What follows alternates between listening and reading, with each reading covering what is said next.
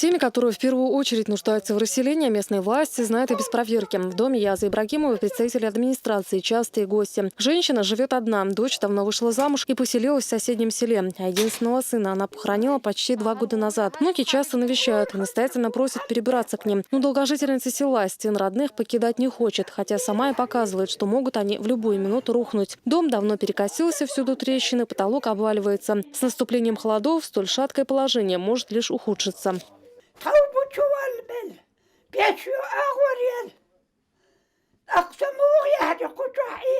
Местные власти заверили женщину, что в списке первых, кому помогут в переселении, будет значиться ее фамилия. И прежде чем установится холода, в ожидании своего часа и семья Исаевых. Хозяйка дома показывает, сколько не поддерживая ремонт, из-за постоянного смещения почвы стены деформируются, а дом уходит в сторону. Идет потихоньку оползень. Еще оползень,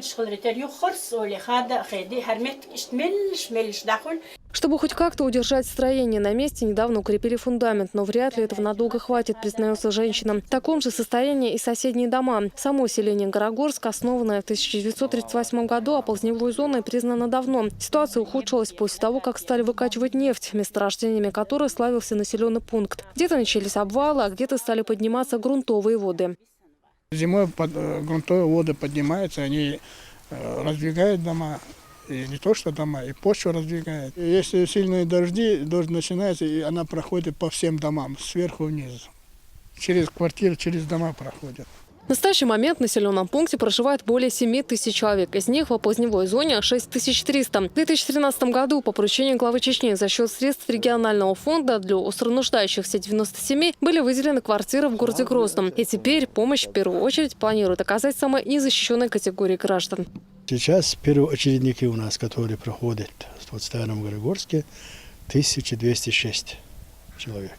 Они должны найти себе жилье, и купли-продажи договорами правительство будет перечислять эти деньги. В рамках целевой программы «Юг России» о предоставлении социальной поддержки гражданам, проживающим в опасной оползневой зоне, этот год по просьбе главы республики был выделен 1 миллиард рублей. За счет данных средств планируется переселение первоочередников из 44 населенных пунктов в 8 районах республики. А это 325 семей. Учитывая сложность ситуации, после повторного обращения Рамзана Кадырова был выделен еще 1 миллиард. В настоящий момент начаты работы по подготовке необходимых документов, списка граждан по 2 миллиарду. А это еще 300 семей. Общей сложности, по словам министра экономического и территориального развития и торговли, число первоочередных семей, планируемых отселить с опасной территории, составляет 625. Граждане, которые отселяются, должны приобретать жилье. Равнозначное жилье в зависимости от состава семьи. Там предусматривается на одного человека 18 квадратных метров. Это обозначенная стоимость Минстроем России 30 тысяч рублей на квадратный метр. Многие семьи, имеющие хоть какую-либо возможность уехать, покинули родные места, учитывая, что строиться в таких местах нецелесообразно, а жить небезопасно. На собственном примере поняла это и семья Самбиевых из селения Биной. В 2009 году после сильных проливных дождей их дом в буквальном смысле унесло грязевым потоком. Вскоре общими усилиями односельчан был возведен новый. Но то, что такое не повторится вновь, нет никакой гарантии. Любой комиссия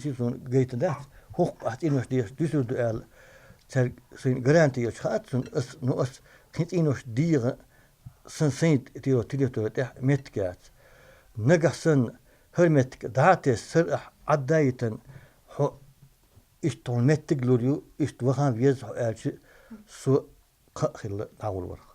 Из-за непрекращающегося оползневого процесса строения, находящиеся на опасной территории, в любой момент могут рухнуть. А надвигающиеся холода могут лишь усугубить ситуацию. Не говоря о том, что зимой в таких жилищах крайне холодно. После расселения жителей самых критичных домов власти планируют перейти и на остальные. Марьям Керимова, Магомед Сулейманов, Ислам Цамаев. Новости 7.